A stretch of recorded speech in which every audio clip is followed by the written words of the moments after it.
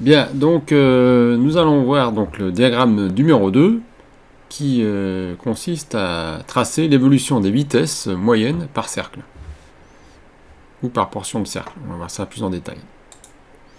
Donc je rappelle le principe, hein, on part d'une série de points qui nous arrivent des logiciels PIV. Ces séries de points, c'est donc 30 cercles. Sur 30 cercles, on a 100 points.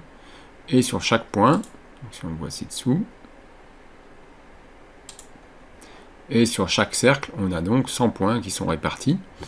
Donc là, le principe de ce diagramme, c'est de partir de chaque cercle et de calculer la valeur moyenne des 100 vitesses tangentielles, donc voilà, les 100 vitesses tangentielles de chaque cercle. Donc on a vu, il y a 30 cercles qui vont du centre jusqu'à la périphérie, et on va calculer en fait la valeur moyenne pour un frame donné, donc une image donnée, de ces vitesses.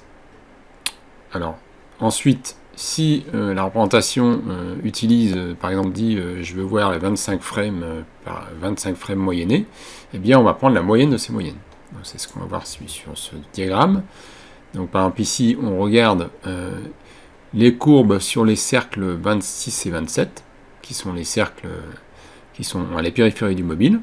Donc on peut les revoir ici, ceux qui pas vu tout à l'heure, voilà, on a donc 0, 1 à 30, et voilà les cercles 26 et 27.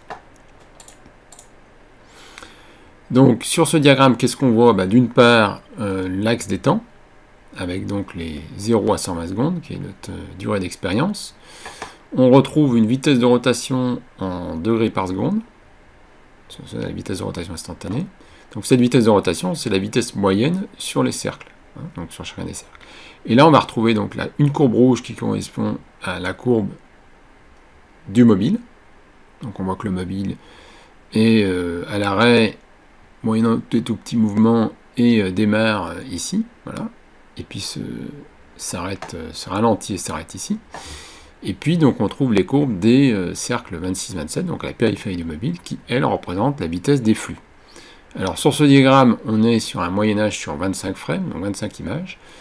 Donc qu'est-ce qui se passe? Ça veut simplement dire que, comme on a 25 images par seconde, en fait on a un point par seconde, d'accord? Et ce point par seconde est obtenu en prenant les 25 cercles, les 25 images autour, donc on prend 12 images avant, 13 images après, en gros, et pour chacune des images, on prend la valeur moyenne du cercle, d'accord? Donc on a la moyenne des cercles, et on prend la moyenne sur les 25 images. Donc, si on était sur 5 frames, on prend la moyenne sur 5 images. Donc voilà, donc ça nous donne l'évolution des courbes. On voit donc sur ce diagramme que la vitesse moyenne du mobile qui est ici démarre et bien sûr augmente ici, eh bien elle est plus forte que la vitesse moyenne des cercles périphériques, des flux sur les cercles périphériques, ce qui peut nous poser une question. L'autre chose qu'on voit, c'est que le mobile démarre à peu près par ici. Et donc on peut se poser la question, pourquoi il démarre par ici, et finalement, quelle est la différence entre là et là. Et puis ce qu'on voit aussi, par exemple, c'est qu'ici, là, le mobile continue à tourner, puis décélère, et là, en fait, les flux changent de sens. Alors là, on peut le dire tout de suite, les flux, en fait, ici, c'est qu'on arrête le ventilateur, et puis ici, c'est qu'en fait, on injecte une fumée sur la gauche du mobile, et donc cette fumée remonte dans l'autre sens et donc a tendance effectivement à freiner. Donc on voit qu'elle est effectivement dans l'autre sens, vous voyez, puisque c'est une vitesse négative. Et elle a tendance à freiner le mobile en même temps que le ventilateur s'est arrêté. Donc voilà. Alors maintenant, pour répondre à la question notamment qu'est-ce qu'il y a de différence ici et là, on la voit légèrement mais faiblement, on va zoomer un petit peu sur l'axe des temps. Donc cette fois on va passer, au lieu d'avoir 25 frames, c'est-à-dire qu'au lieu d'avoir un point qui est la moyenne de 25 frames, on va prendre par point une moyenne de 5 frames. Donc forcément on a plus de points. Et on peut voir déjà ici que dans cette zone-là, où se passe le démarrage, on a moins de vitesse négative. C'est-à-dire que le flux est moins haché, parce que dans cette partie-là, le flux, on a des vitesses dans ce sens-là, puis dans ce sens-là, etc.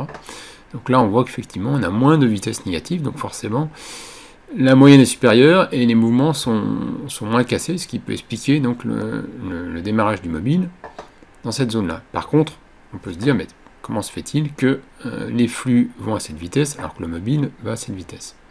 C'est là où maintenant on va zoomer dans l'espace, c'est-à-dire au lieu de dire on va prendre le cercle complet, on va regarder ce qui se passe sur la zone où finalement il y a le flux du ventilateur. On est bien d'accord que sur la zone où il y a le flux du ventilateur, le ventilateur il arrive ici. Il y a un ventilateur ici et le flux est là, sur cet exemple. Pardon. Et sur cette partie-là, on a peu de flux. Donc les vitesses moyennes sont quasiment nulles, sur cette partie. Donc si on se focalise sur l'endroit où se positionne le flux, on l'a vu sur d'autres vidéos, pour ceux qui ont vu les autres vidéos, qu'on était situé entre autour de 200, là on a pris 220, mais sur le secteur 220 à 290 degrés, d'accord. Et ce qu'on va faire, c'est qu'on va prendre, au lieu de prendre la moyenne sur l'ensemble des points du cercle, des vitesses, on va prendre la moyenne que des vitesses qui sont situées dans cette zone. Donc voilà ce qu'on obtient, donc pour les mêmes cercles, 26 et 27, on est en moyen-âge 25 frames, donc on est revenu sur un moyen-âge plus gros, mais on regarde que le secteur angulaire de 220-290. Et là, on voit qu'effectivement les vitesses ici sont plus hautes, là, vous voyez, si on revient en arrière rapidement,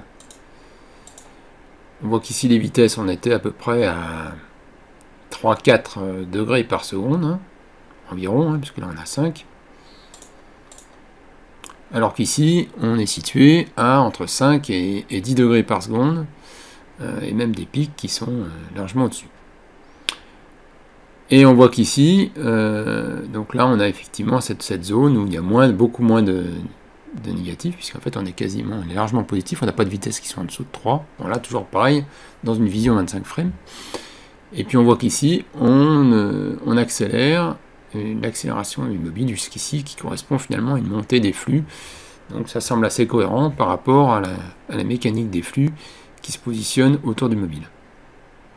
Et là, dans cette partie, bon, on en a déjà parlé tout à l'heure. Donc là, on regarde la même chose, donc pareil, de 220 à 290, sur les mêmes cercles, mais cette fois avec une vision à 5 frames par seconde, donc plus précise. Donc ça nous permet notamment de mieux analyser cette zone. Donc on voit clairement qu'effectivement, là, il y a quelques vitesses qui descendent vers 0, mais elles sont beaucoup moins négatives qu'ici. Et on voit que le flux est beaucoup plus proche, les flux d'air sont beaucoup plus proches de la courbe du mobile. Voilà, et là c'est une vision encore plus fine. Donc on est à 1 frame, donc ça veut dire qu'on descend au 25e de seconde. Donc chaque point correspond à un 25e de seconde. Donc là on voit qu'effectivement on a bien une courbe de mobile, une courbe de flux qui suit pas mal la courbe de mobile. Et puis avec ce décrochage ici qui est lié à l'arrêt du ventilateur. Et puis ici, l'injection d'une fumée. Voilà.